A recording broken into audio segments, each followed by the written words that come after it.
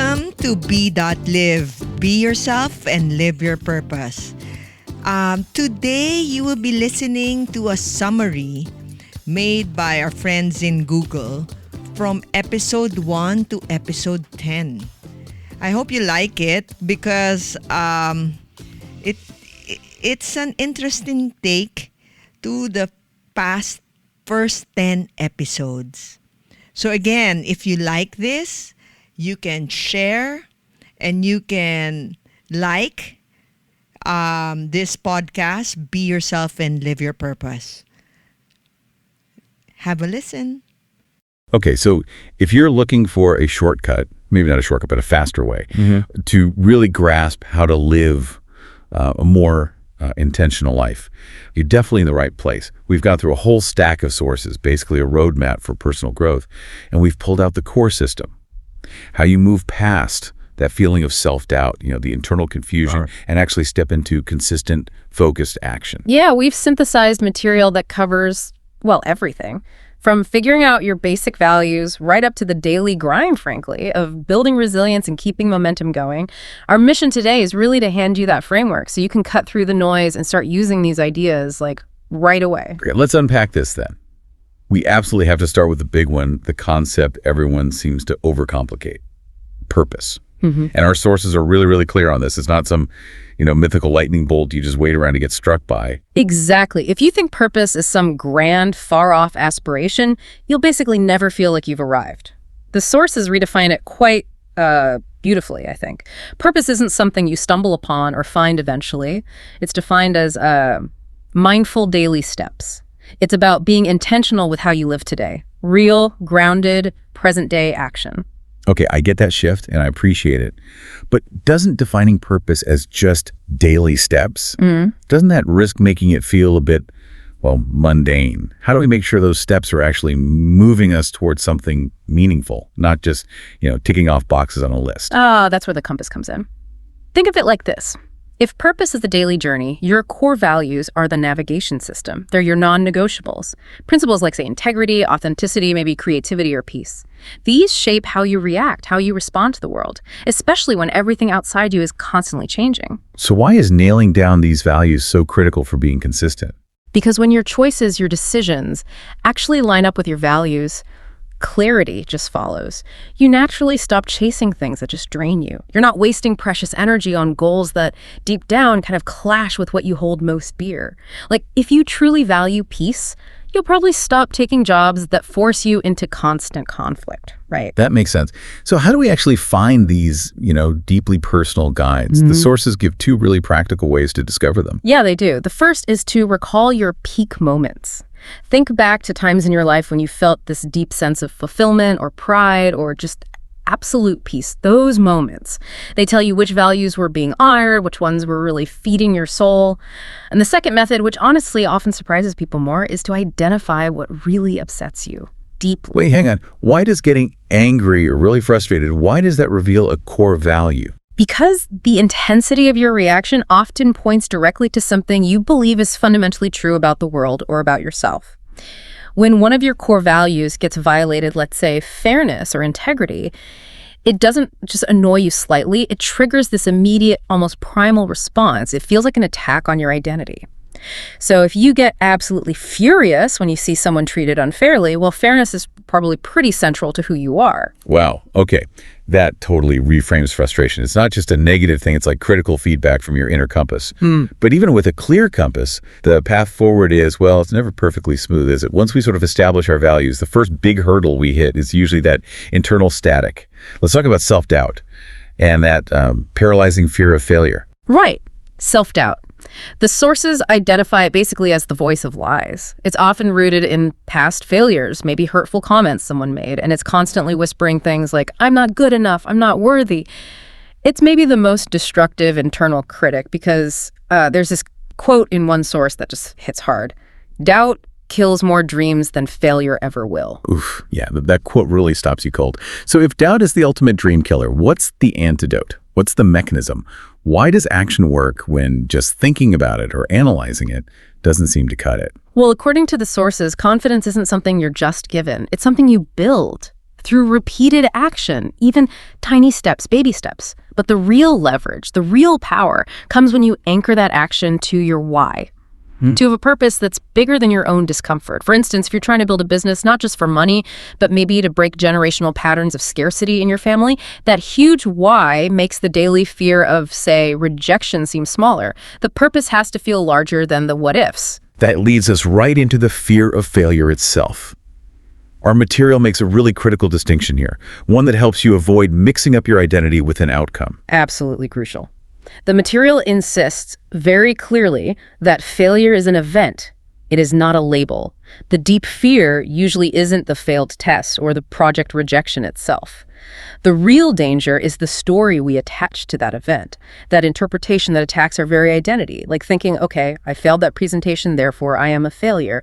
See how that narrative just collapses your entire sense of self into one single moment? So why is believing that story so damaging? What's the biggest cost, according to the sources? The biggest cost? Avoidance. Plain and simple, if you believe one failed event defines you permanently, you just retreat. You stick to your comfort zones. And the cost of that is settling for less than you're capable of. It's watching other people live the kind of life you maybe wanted simply because they were willing to risk the event of failure. It really forces you to face that core question. What do you value more, comfort or growth? And since growth pretty much always requires discomfort, we need a reliable way to keep moving forward, especially after that initial burst of motivation wears off. Which brings us to sustaining momentum and that necessary contrast between motivation and discipline. Yeah, motivation. It's famously unreliable, isn't it? It's fleeting. It depends on your mood, how much coffee you've had, maybe even the weather. Discipline, on the other hand, is presented as a decision. It's a commitment you make to long-term gain over short-term comfort. It's about choosing what matters most in the long run over what feels easiest right now. But isn't discipline sometimes seen as just self-punishment, like forcing yourself? What do the sources say about that common criticism? They actually argue the complete opposite. True discipline, in this context anyway, is a form of self-care because it honors the future you. It's more like training, not torturing. They compare building discipline directly to lifting weights at the gym. You don't walk in on day one and try to lift the absolute heaviest weight, do you? No, you start small.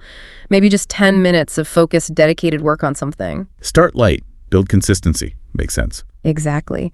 Then you set clear boundaries, just like you'd have a workout plan, so you're not constantly renegotiating with yourself every single day. And finally, you track your progress. Maybe use a checklist or a journal, specifically so you can see those small wins adding up. Consistency, not necessarily intensity right away, is how that discipline muscle grows stronger. Okay, so once we have that discipline getting dialed in, we still have to protect our focus, right? I really like the analogy the sources use here, the racehorse wearing blinders. Oh, the horse analogy is perfect, isn't it? The blinders, they symbolize the need for us to put on emotional blinders to prevent all the distraction and anxiety that comes from constantly looking sideways at what other people are doing. Comparison really does steal our focus because it makes us question our own path based on somebody else's curated highlight reel. Yeah, and the sources really hammer home the importance of running your own race, because there just isn't some universal timeline for success. Someone might find their clarity, their purpose at 20. Someone else might find it at 50 or later. The goal isn't to be on time, according to some external clock. It's simply to be aligned with your own path. And what's really interesting there is that when you finally stop looking sideways all the time, you can actually start to hear your own voice more clearly. Which brings us neatly into navigating transitions and how to find clarity in a world that seems almost designed for distraction. Clarity. It sounds like it should be the first step for this whole journey. Yeah. But the sources point out it's incredibly hard to achieve today. They blame things like information overload, constantly seeking external validation, and of course, FOMO, the fear of missing out. So how do we actually quiet down all that external noise? Well, the practical techniques are surprisingly simple, though maybe not easy. First, consciously create space for silence. This doesn't necessarily mean you have to meditate for hours. It could just be 5 minutes a day without any screens, any input, just letting your brain process. Second, you shift the kind of questions you ask yourself. Instead of asking, what should I do, which kind of invites external opinions, you ask, what feels true for me? I find that third tip especially interesting. Yeah. Actually watching how your body responds. Yes. Your body often knows the answer long before your conscious mind catches up. It's a really underrated source of wisdom. When you consider a certain path or decision, just notice, does your body feel, lighter, more open? Or do you feel that familiar knot of tension or anxiety maybe in your stomach or chest? That physical feedback is a powerful clue about your inner alignment. Don't ignore it. So once we gain some clarity and start moving, we inevitably hit change. Change is necessary for growth, right? But it often brings discomfort, sometimes even grief. Growth doesn't happen in the comfort zone. It happens through movement, and that movement requires resilience. Absolutely. And resilience, it's important to note, is not about being untouched by pain or difficulty. It's not about pretending things don't hurt. It's defined as the conscious decision to get back up again after you've been knocked down. The strategies involve, first, honoring the hurt. Don't just fake positivity or bypass your real feelings, but then pretty quickly, you shift your focus to the next small, manageable move forward. You don't stare overwhelmed at the entire mountain you need to climb. You just look for the very next handhold. Where can I put my foot next? And we see this powerful application of the whole framework, the values, the discipline, the clarity, and the resilience really well in the example they give of Annalyn. She's a 34-year-old system analyst. Yeah, Annalyn's story is a great illustration. She was struggling with some unspoken trauma, feeling really stuck and directionless, even though she looked successful on the outside. Her journey wasn't some overnight flash of insight. It was her applying the system piece by piece. She implemented discipline through things like consistent journaling, tracking her emotional states. She gained clarity by setting firm boundaries rooted in her newly discovered value of self-respect. And she practiced resilience by actually reaching out for support when she stumbled, which is key. Her big insight, the really profound one, was realizing that, yeah, change might be hard, but staying stuck, that's undeniably harder in the long run. That synthesized view of her experience really ties it all together nicely. So, okay, what does all this mean for you, the listener, right now? Let's quickly pull together the whole framework we've just unpacked today. Okay, so summarizing. You need your core values. They act as your inner compass, guiding your choices. This helps you overcome the internal obstacles like self-doubt and fear. Then you need discipline and focus. Think of those as your engine, providing the power to maintain momentum over time. And finally, you need clarity and resilience. Those are like your map and your vehicle's shock absorption system, helping you navigate the inevitable changes and setbacks along the way. So this framework really gives you a concrete, practical way to take this knowledge and apply it intentionally to your life, starting now. And interestingly, as we wrap up this deep dive, the sources actually tease the next critical step in truly living your purpose, and that involves engaging the body. They strongly suggest that you can't fully live out your purpose if your physical body is neglected. They hint at future exploration, covering everything from nutrition and movement to sleep patterns and even hormonal rhythm. Right. So considering all the mental and emotional work we just talked about, defining values, building discipline, finding that inner clarity, it really raises a crucial question for you to think about. How fundamentally important is your physical well-being to maintaining the consistency, the energy, the clarity you need for a truly purposeful life? If your mind and body really are fundamentally linked, well, maybe neglecting one means the whole engine will eventually sputter and fail, no matter how clear your map is. Something to consider.